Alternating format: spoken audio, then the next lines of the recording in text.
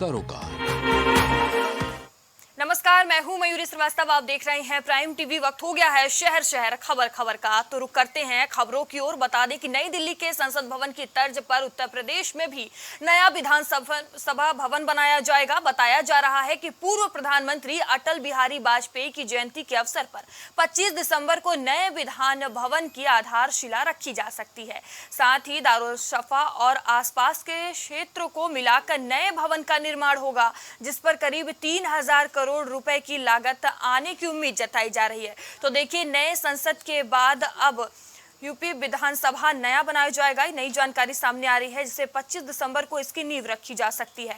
25 दिसंबर को अटल बिहारी वाजपेयी के जयंती के अवसर पर यह नींव रखी जा सकती है। यूपी में नई विधानसभा बनाई जाएगी।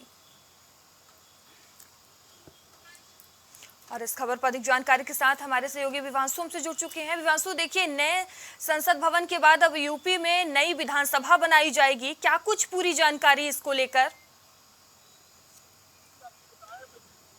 देश की संसद के निर्माण के बाद अब प्रदेश की दशा दिशा के तय करने वाले विधानसभा की अब नींव रखने की तैयारी है। नए विधानसभा बनाने की तैयारियां जोरों से कहीं ना कहीं आने वाले दिनों में देखने को मिल सकती है। अगर बात की जाए तो नए विधानसभा को दारुल सफा के इलाकों में स्थापित किया जाएगा, जिसमें तमाम जो छोटे बड़े बिल्डिंग है, पार्क है, उनको अब आने वाले दिनों में तोड़कर और नया विधानसभा बनाया जाएगा। आपको बता दें कि जो फिलहाल में विधानसभा है वो 1928 में बनाई गई थी और लगभग 100 साल पूरे होने को है विधानसभा को।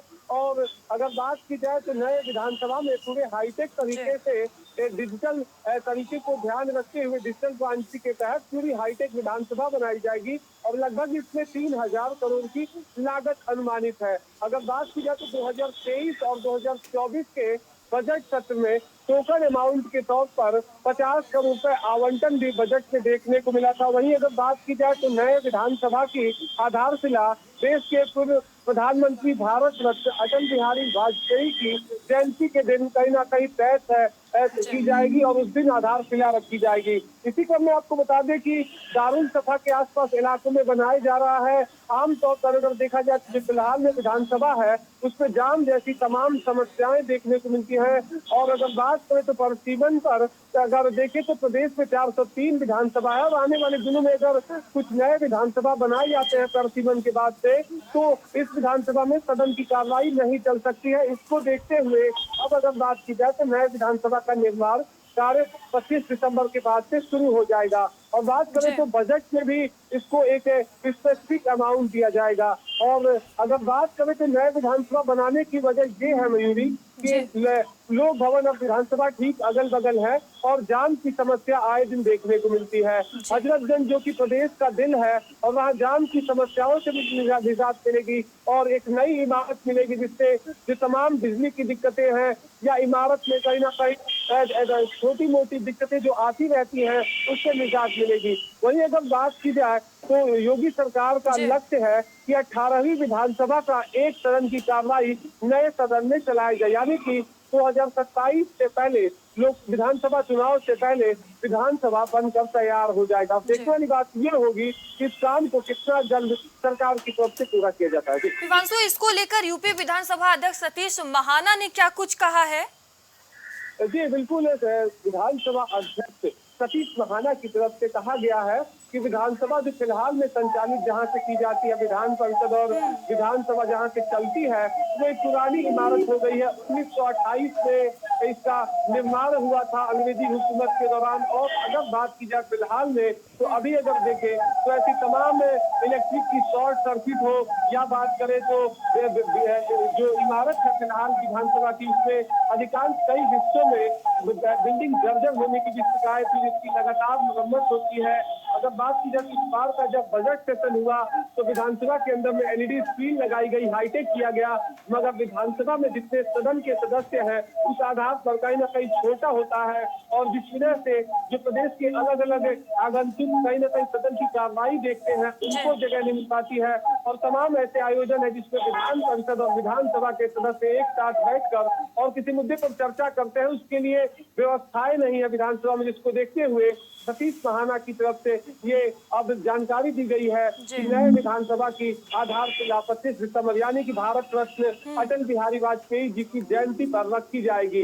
जी विवांशु, देखिए जो अभी बात सामने आ रही है, नई विधानसभा बनेगी तो पुरानी विधानसभा के मुकाबले नए में क्या कुछ खासियत होंगी, क्या कुछ सुविधाएं होंगी? अगर बात की जाए तो आप देख रहे हैं कि जैसे देश की संसद को अब नया संसद मिल गया है और अगर बात की जाए तो सेंट्रल विस्टा के आधार पर निर्माण हुआ, ठीक उसी आधार पर सेंट्रल विस्टा के पूरे आधार पर नया विधानसभा उत्तर प्रदेश का बनेगा। अगर बात की जाए तो देश का सबसे बड़ा सूबा है, सबसे ज्यादा विधायक है उत्तर प्रदेश में। विधान परिषद के अंदर में 100 सीटें हैं, 403 विधानसभा के अंदर में सीटें हैं। तो निश्चित तौर पर इस बार का जो विधानसभा का निर्माण किया जाएगा उसमें हाईटेक व्यवस्था बनाई जाएगी।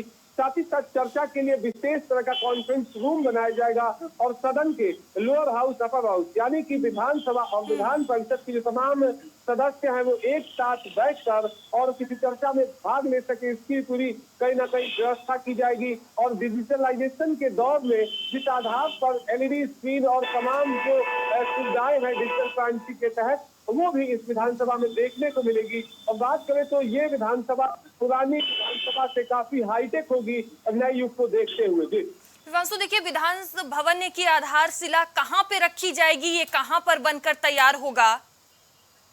जी बिल्कुल, अगर बात की जाए तो विधानसभा के ठीक सामने और लोक भवन के बगल में ऐसे तमाम पार्क है, साथ ही साथ सरकारी राज्य संपत्ति विभाग के तमाम ऐसे पुराने मकान हैं, उनको तोड़कर और नए विधानसभा की आधारशिला रखी जाएगी। इसमें खास बात ये होगा कि इसमें पार्किंग के लिए हाईटेक व्यवस्था की जाएगी, क्योंकि अगर बात करें तो प्रदेश के अलग अलग कोने से तमाम सदस्य आते हैं, उनकी गाड़ियों की संख्या बल कहीं ना कहीं ज्यादा हो जाती है, जिसकी वजह से जब सदन की कार्रवाई चलती है या विधानसभा के अंदर में कोई कार्यक्रम होता है तो एक लंबा जाम देखने को मिलता है, जिससे आम जनमानस को भारी समस्याओं का सामना करना पड़ता है। इन तमाम दिक्कतों को देखते हुए एक अपग्रेड बिल्डिंग उत्तर प्रदेश विधानसभा की जल्द बनकर तैयार होगी। 25 दिसंबर से इसके आधारशिला रखा जाएगा और 18वीं विधानसभा एक सेशन चलाने का लक्ष्य सूबे के मुख्यमंत्री योगी आदित्यनाथ ने रखा है। जी धन्यवाद विवांशु से जुड़ने के लिए और तमाम जानकारियों के लिए। तो देखिए, नई संसद के बाद अब यूपी में नई विधानसभा बनने जा रही है, जिसकी आधारशिला रखी जाएगी और तैयारियां भरपूर की जा रही हैं। उत्तर प्रदेश में इन दिनों बारिश का सिलसिला लगातार जारी है। इस बीच डेंगू के मामलों में भी तेजी देखने को मिल रही है। राजधानी लखनऊ समेत प्रदेश के कई जिलों में लगातार डेंगू के नए केस दर्ज किए जा रहे हैं। वहीं डॉक्टरों की माने तो डेंगू से घबराने की जरूरत नहीं है, लेकिन सावधानी जरूर बरतें। लापरवाही खतरनाक हो सकती है। बुखार अधिक दिन तक रहने पर डॉक्टर से संपर्क करना जरूरी है। इसके अलावा घर में या आसपास कहीं भी साफ पानी न जमा होने दें। तो बता दें कि लगातार डेंगू का कहर देखने को मिल रहा है। यूपी में डेंगू लगातार अपने पांव पसारते हुए नजर आ रहा है। तस्वीरों में आप देख सकते हैं किस तरह अस्पतालों में मरीजों की भीड़ लगी हुई है। अधिक संख्या में मरीज अस्पताल पहुंच रहे हैं। लगातार डेंगू के केस बढ़ रहे हैं। बता दें कि राजधानी लखनऊ समेत प्रदेश के कई जिलों में लगातार डेंगू अपना कहर बरपा रहा है। वहीं डॉक्टरों की माने तो डेंगू से घबराने की जरूरत नहीं है, डॉक्टर ने कहा है, लेकिन सावधानी जरूर बरतें, सलाह दी गई है। बता दें कि लगातार डेंगू का कहर बढ़ता हुआ नजर आ रहा है। अस्पताल में भारी संख्या में मरीज पहुंच रहे हैं। तस्वीरों में आप देख सकते हैं मच्छरदानी का प्रयोग किया जा रहा है। अस्पतालों में व्यवस्थाएं भरपूर की गई हैं, क्योंकि लगातार बड़ी संख्या में मरीज अस्पताल पहुंच रहे हैं। डेंगू अपना कहर दिखाते हुए नजर आ रहा है। बता दें कि बारिश का सिलसिला लगातार जारी है और इसी बीच डेंगू के मामले लगातार बढ़ते हुए नजर आ रहे हैं। अस्पतालों में मरीजों की संख्या बढ़ रही है। राजधानी लखनऊ समेत प्रदेश के कई जिलों में लगातार डेंगू के केस दर्ज किए जा रहे हैं। वहीं डॉक्टरों की माने तो डॉक्टरों ने कहा है कि इस डेंगू से घबराने की जरूरत नहीं है, मगर हाँ सावधानी जरूर बरतना है, क्योंकि लगातार डेंगू अपना पांव पसारता हुआ नजर आ रहा है।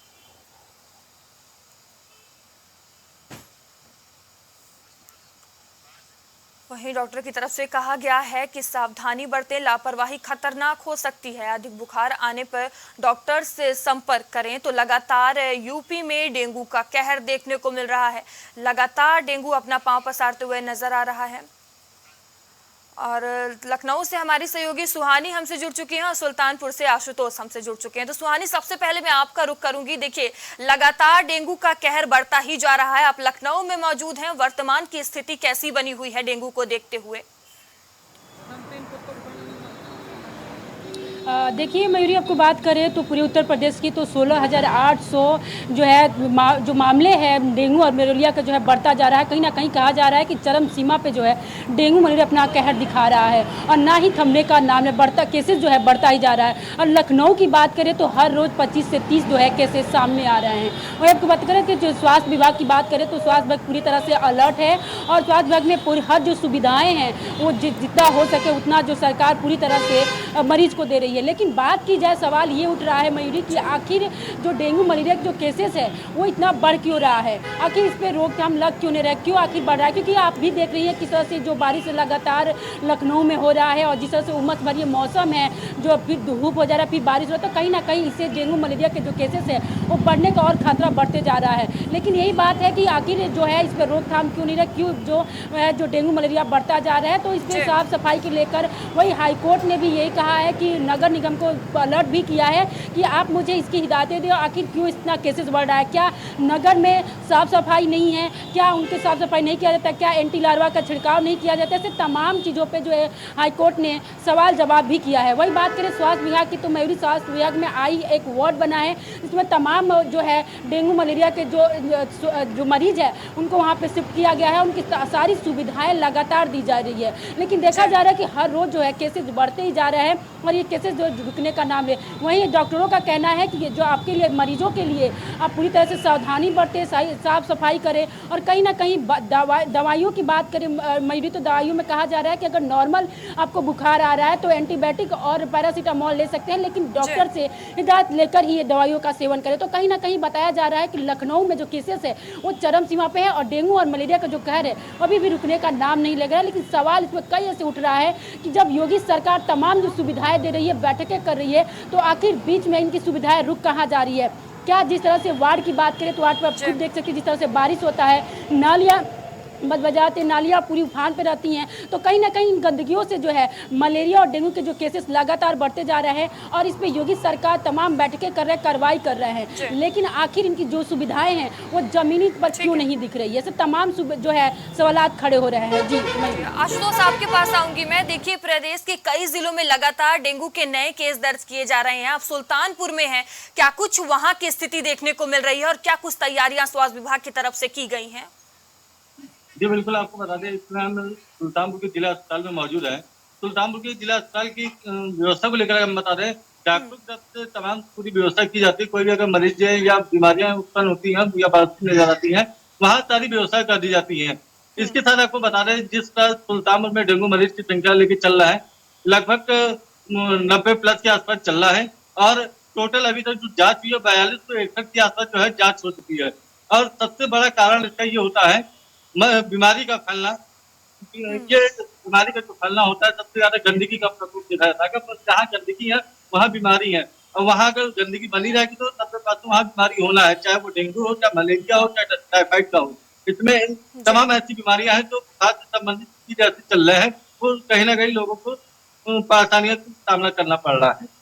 जी, धन्यवाद आशुतोष हमसे जुड़ने के लिए और सुहानी, आपका भी बहुत बहुत धन्यवाद तमाम जानकारियों के लिए। तो देखिए, लखनऊ समेत प्रदेश के कई जिलों में लगातार डेंगू के नए केस दर्ज किए जा रहे हैं, लगातार मामले बढ़ते हुए जा रहे हैं। बता दें कि डेंगू की मरीजों की संख्या अस्पतालों में बढ़ती ही जा रही है, बड़ी संख्या में मरीज अस्पताल में पहुंच रहे हैं। वहीं डॉक्टरों की माने तो डेंगू से घबराने की जरूरत नहीं है, डॉक्टर की तरफ से कहा गया है और ये भी कहा गया है कि सावधानी जरूर बरतें।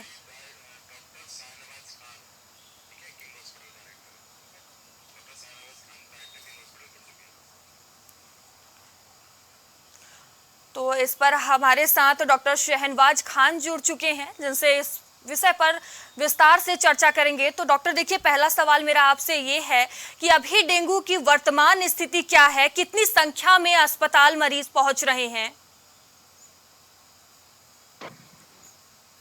डेंगू अभी समय खैर इस टाइम चल रहा है, क्योंकि बरसात के बाद ही ये सब बीमारियां जो हैं अपना एक बढ़ती रूप लेती हैं।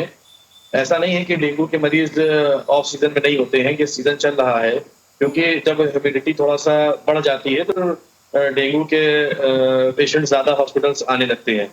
तो अभी तो खैर पेशेंट्स निकल रहे हैं, लेकिन उसमें ऐसा कोई बहुत घबराने वाली बात नहीं है।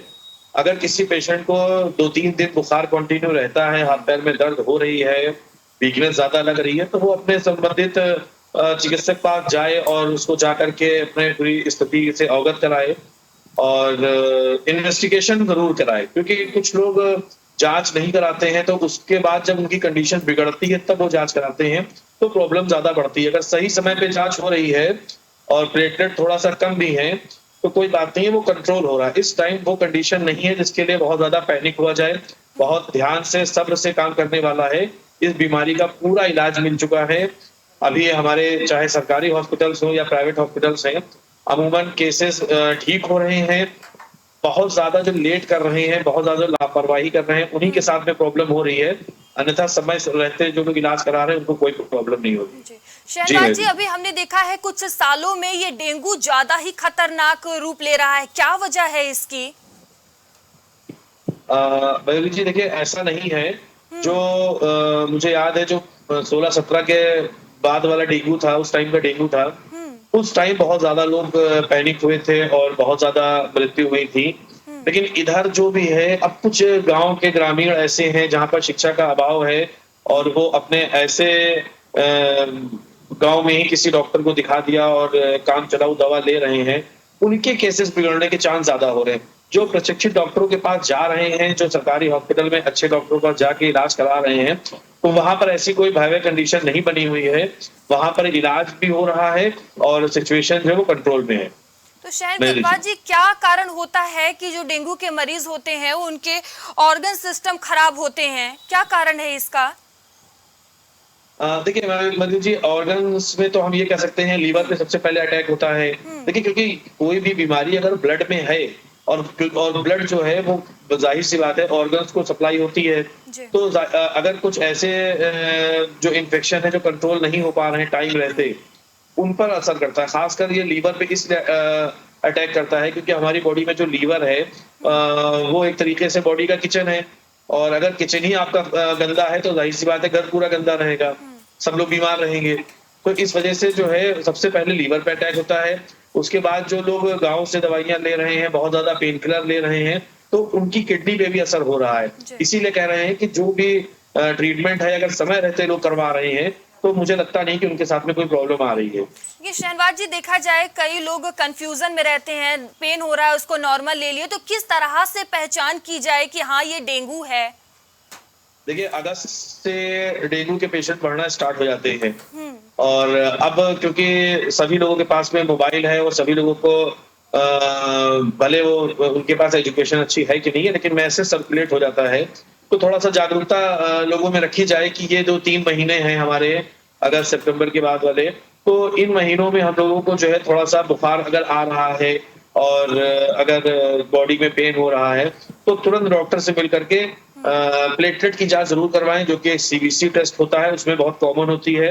अगर प्लेटलेट कम आ रहा है तो अमूमन डॉक्टर हम लोग जो है डेंगू प्रोफाइल करा लेते हैं, और अगर उसमें डेंगू में पॉजिटिव आ गया है तो कुछ पेशेंट्स एहतियातन तौर पे एडमिट होना पसंद करते हैं और कुछ पेशेंट जो हैं वो घर पे आराम करके मेडिसिन लेकर के भी ठीक हो रहे हैं। तो उसमें बहुत ज्यादा घबराने की बात है नहीं, लेकिन अब ये है कि जो लापरवाही करेगा तो उसके लिए तो प्रॉब्लम बनेगी।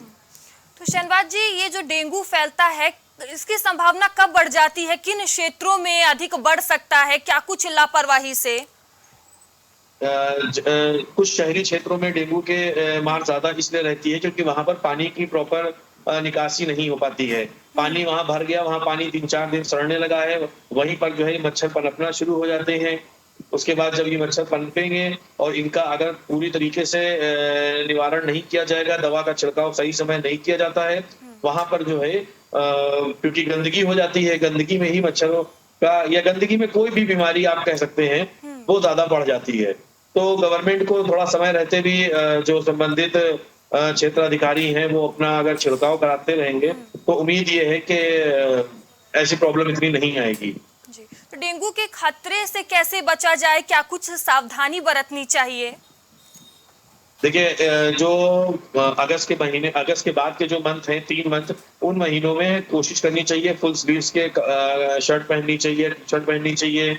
और अगर पॉसिबिलिटी है तो आपके घर में अपने साफ सुथरा जहां पर भी आपके पानी का ठहराव है, उस पानी के ठहराव को 2 दिन से ज्यादा नहीं होना चाहिए। चाहे वो आपके घर में कूलर का हो पानी, या आपके घर में कोई बाल्टी में पानी रखा है, कोई बर्तनों में पानी रखा है, वहां पर 2 दिन से ज्यादा पानी का स्टोरेज नहीं होना चाहिए। साफ सुथराई का ध्यान रखना चाहिए। आपके मोहल्ले के, आपकी गली में जो भी नालियां हैं, उनका पानी ठहराव नहीं होना चाहिए। ये पब्लिक को भी थोड़ा ध्यान देना है कि सफाई कर्मचारी अगर नहीं आ रहा है तो उसको जो है आप हायर अथॉरिटी को कह करके बुलवाइए, और अपना क्षेत्र और अपना घर को साफ रखेंगे तो मुझे लगता नहीं कि इतनी ज्यादा प्रॉब्लम होगी।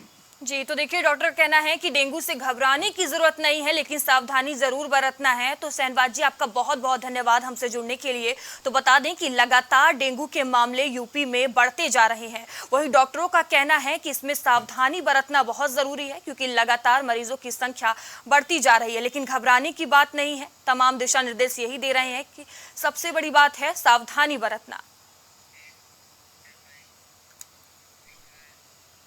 वही बड़ी खबर लखनऊ से सामने आ रही है, जहां 10 जिलों में 3,340 आपात्रों को पीएम आवास मिले हैं। तो ये बड़ी खबर आपको बता रहे हैं, जो 3,340 आवास मिले हैं। अमीरों को प्रधानमंत्री आवास देने में बहराइच सबसे आगे है, जहां गड़बड़ी मामले में प्रतापगढ़ दूसरे, सीतापुर और तीसरे स्थान पर है। तो बता दें सीतापुर तीसरे स्थान पर है, जहां बलिया, हरदोई, रायबरेली में भी अपात्रों को पीएम आवास मिले हैं। सुल्तानपुर, फतेहपुर, आजमगढ़, औरैया में भी आपात्रों को आवास मिले हैं। तो ये बड़ी खबर आपको बता रहे हैं। सिर्फ बहराइच में 816 आपात्रों को आवास मिले हैं। बता दें 10 जिलों में 3,340 आपात्रों को पीएम आवास मिले हैं।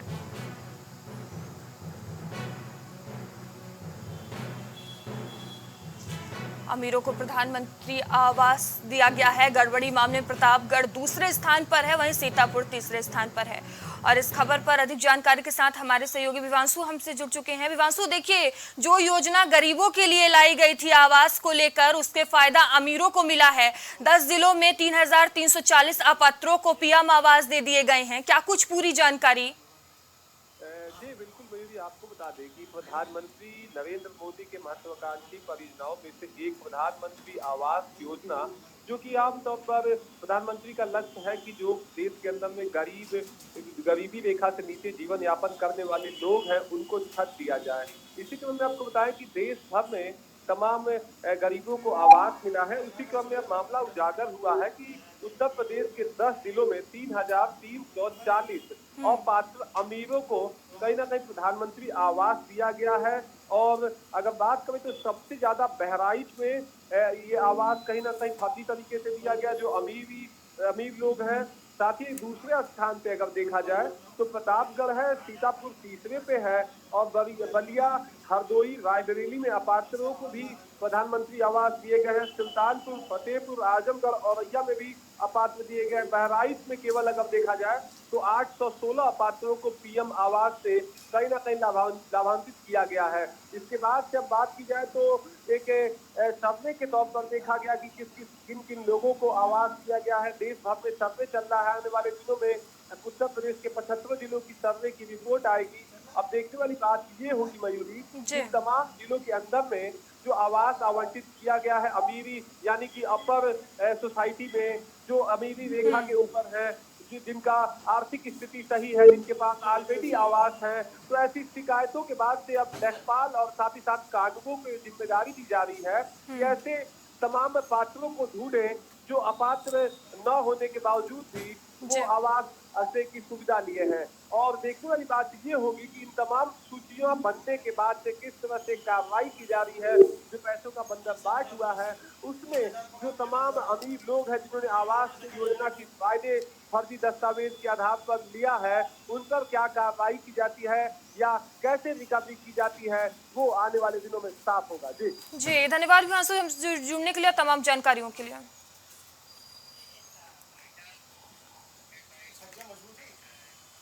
शहर खबर खबर में फिलहाल अभी के लिए इतना ही। आगे आपसे फिर होगी मुलाकात, तब तक के लिए बने रहिए प्राइम टीवी के साथ। नमस्कार।